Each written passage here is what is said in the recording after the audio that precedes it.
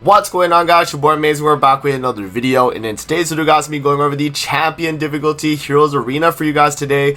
We did do the Masters difficulty yesterday, guys. Now we actually have the champion video here, and what I will specify off the rip, guys, is we are going to be going first in this champion difficulty run. This Heroes Arena, as I mentioned in the last video, is very difficult, and a lot of the teams do have Gelda, and so if you're going second, it's really hard to deal with that character. So I just wanted to clarify that at the beginning, that we are going to be going first with these teams that we use in this video. So just to clarify that, and we'll also talk about how you're going to be able to increase your CC with ways that you can do it at 320k, just to make sure you hit that threshold and are able to out CC. So if you guys enjoy videos like this, man, definitely make sure to hit that like button and subscribe. I do appreciate all the support on the channel as of late, guys. Thank you so much for all the support. And with that out of the way, man, let's hop in and let's go over the champion difficulty Heroes Arena teams. So the first team here that we're going to be rocking is going to be, as you guys can see, Escanor is still a boost unit. Obviously, I mentioned that in the Masters video. This is the first team we're going to be using here, guys. So we have the brand new Ultimate Escanor. The reason why we're rocking him is because he's obviously a boost unit. He gets 20% all stats for the entire team because he's a special and seasonal buffer. We do also have Infinity Merlin here. She's providing 15% basic stats on the Holy Relic. We do also have Jelly King here, guys, running specifically for the 32% basic stats because he's giving 8% per ally that is either red, green, or blue attribute of the 7 deadly sins. And then Gunther here, guys, is going to be giving 20% basic stats in his passive, where he mentions that he gives 5 for each 7 deadly sins ally on the field. So I think it's yeah, right here. So the first part of the passive right there, man. Yeah, you are Gunther. I don't think is like necessary, honestly. I feel like you could really swap Gunther here with Transcendent Bond, and I think I mentioned that in my Masters video as well. I do think that Gunther is better though, because it means you do more damage. Obviously, you're getting basic stats, which means attack damage, flat attack. I mean, Bond's only giving you HP related. So that just means you get, a little bit more healing and lifesteal and all that, which can be definitely, beneficial as well. So that's honestly up to you. Another thing when running Bond as well is you will lose a little bit of basic stats because of King.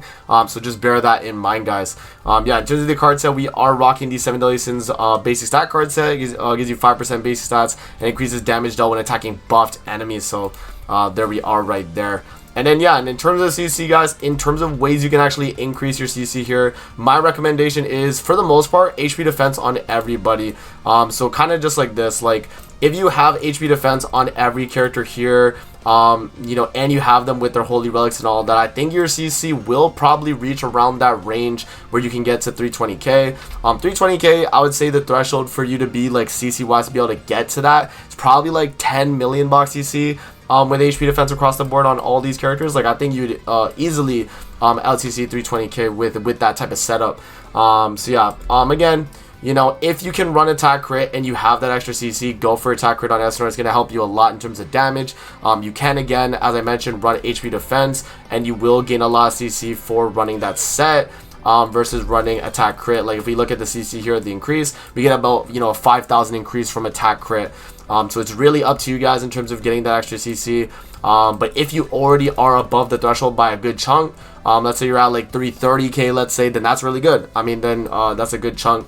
You can run attack crit with Escanor in that manner. So yeah, guys, that's pretty much the team setup right there. I'll let you guys enjoy the video here and the clip of this team going through the rounds. A little bit difficult again, guys, because every thing to mention here is that every tower has a Gelda, which makes, honestly, it makes champion a little bit harder than challenger if you were to go second, which is why we pretty much have to go first in every single stage of this Heroes Arena this time around, guys, unfortunately. So yeah, man, I'll let you guys enjoy the clip here in terms of what this team's able to do, and then we'll move on to the second team that we have for the Heroes Arena champion.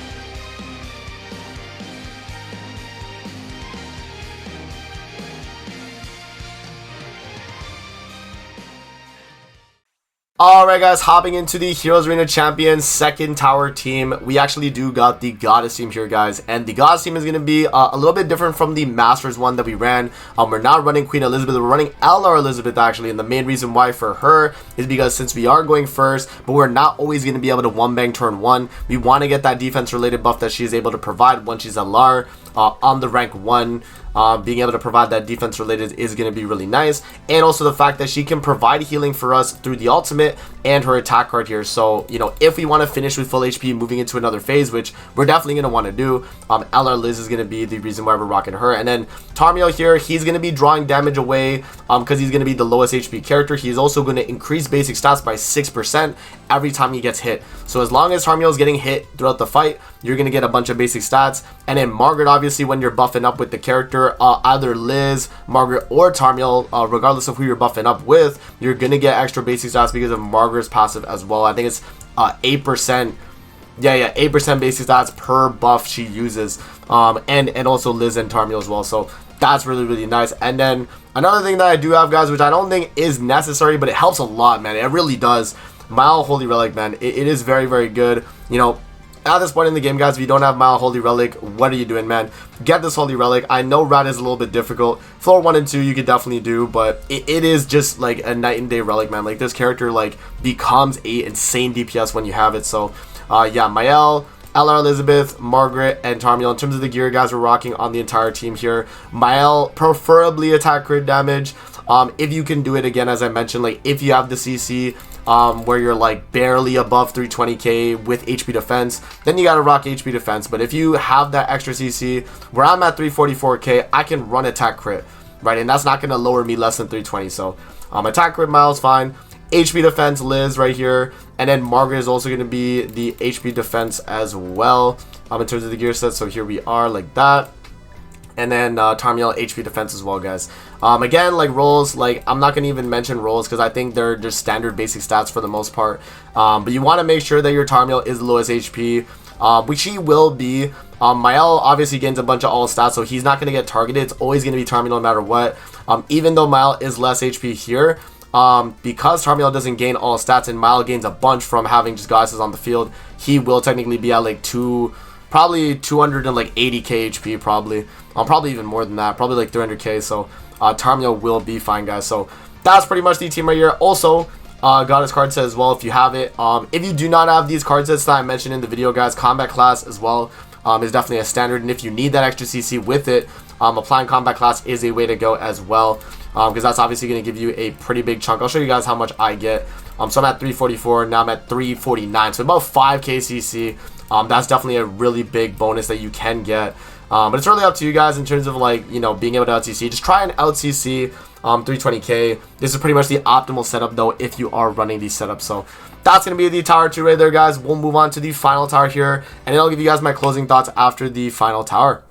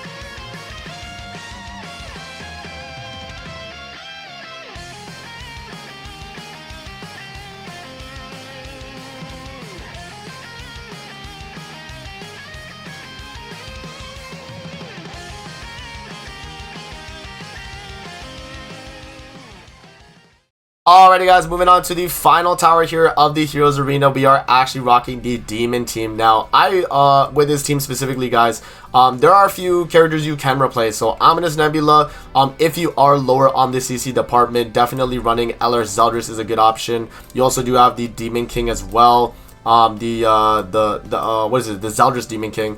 He can be another option as well because he has really good CC too. But the idea is here, guys, we're rocking this Zeldris because he gains us basic stats on the relic, you know, and also damage that I guess for Demon Allies too. Alongside the fact that his passive is buffing us in PvP, which Heroes Arena does count for PvP.